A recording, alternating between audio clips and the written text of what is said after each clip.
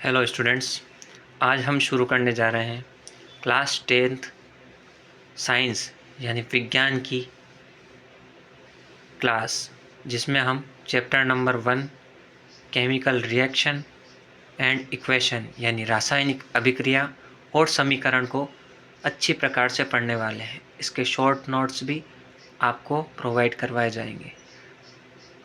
तो इसको आगे बढ़ते हुए हम शुरू करते हैं। इसमें पहला शब्द आया है अभिक्रिया। अभिक्रिया क्या होता है, इसको समझना जरूरी है।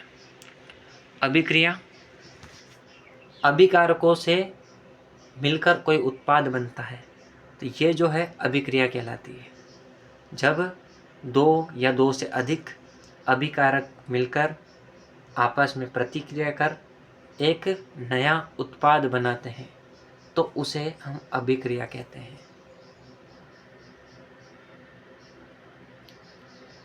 अब अभिक्रिया में जैसे एक एग्जाम्पल है, इसमें अपने पास हाइड्रोजन है।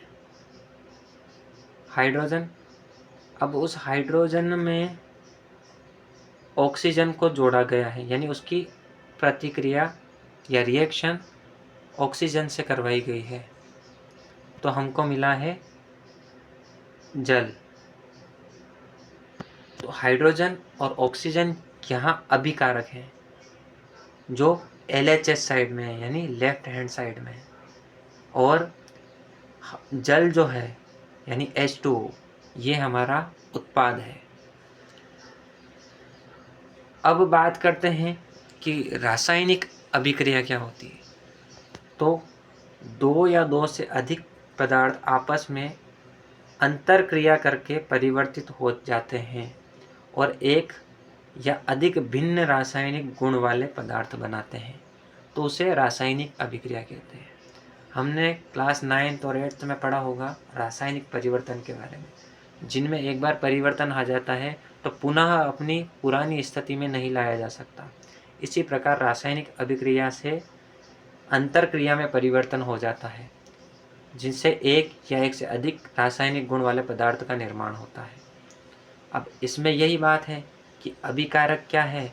तो अभिकारक किसी रासायनिक अभिक्रिया में भाग लेने वाले पदार्थों को अभिकारक कहते हैं। उत्पाद, अभिक्रिया के फलस्वरूप उत्पन्न पदार्थों को उत्पाद कहते हैं। अब अभिकारक नीचे जो एक दी हुई है समीकरण, इसमें देखेंगे मैग्नीशियम और ऑक्सीजन, ये दोनों हैं अभिकारक।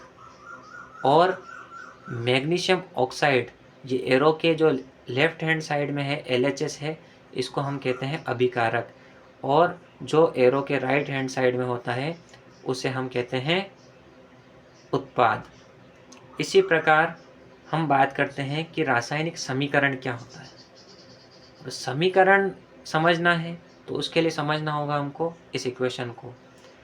रासायनिक समीकरण रासायनिक प्रतिक्रियाओं के प्रतीकात्मक निरूपण है, जिसमें अभिकारकों और उत्पादों को उनके संबंधित रासायनिक सूत्रों के रूप में व्यक्त किया जाता है। समझने वाली बात है, जैसे यहाँ लिखा है मैग्नीशियम।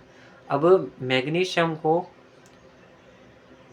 Mg, इसका एक सिंबल है, प्रतीकात्मक रूप यानी सिंबल। तो जिस सिंबल से अपन उसको रिप्रेजेंट करते हैं, प्रदर्शित करते हैं, तो वो एक समीकरण का रूप ले लेता है। इसी प्रकार ऑक्सीजन को देखेंगे तो O2, ऐसे मैग्नीशियम Mg, ऑक्सीजन O2, और इनसे जो बना मैग्नीशियम ऑक्साइड, ये हो जाएगा 2MgO। मतलब ये 2 तो इस इक्वेशन को बैलेंस करने के लिए लगाया गया है, बाकी हम देखेंगे तो ये इसके सिंबल्स है।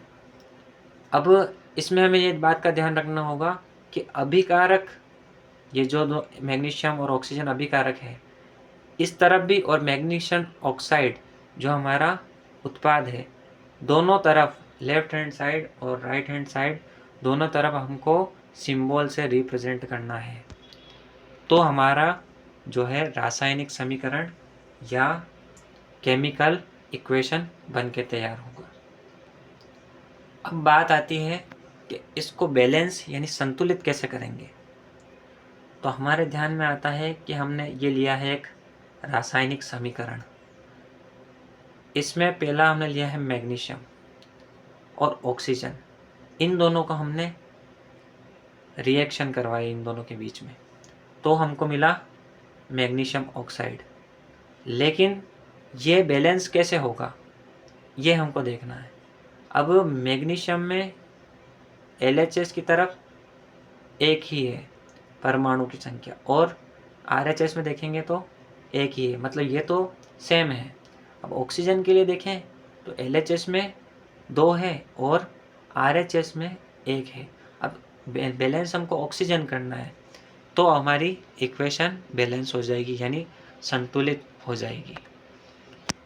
अब इसको संतुलित करने के लिए हमने क्या किया, ऑक्सीजन 2 थे तो हमने ये 2 मैग्नीशियम ऑक्साइड के आगे लगा दिया, लेकिन इससे उत्पाद में मैग्नीशियम की संख्या भी 2 हो गई, तो उसको संतुलित करने के लिए फिर हमें मैग्नीशियम के आगे भी 2 लगाना पड़ा। इस प्रकार यह हमारी संतुलित समीकरण बनी। आज के लेक्चर में इतना ही, बाकी का अगली वीडियो में। तब तक के लिए गुड बाय।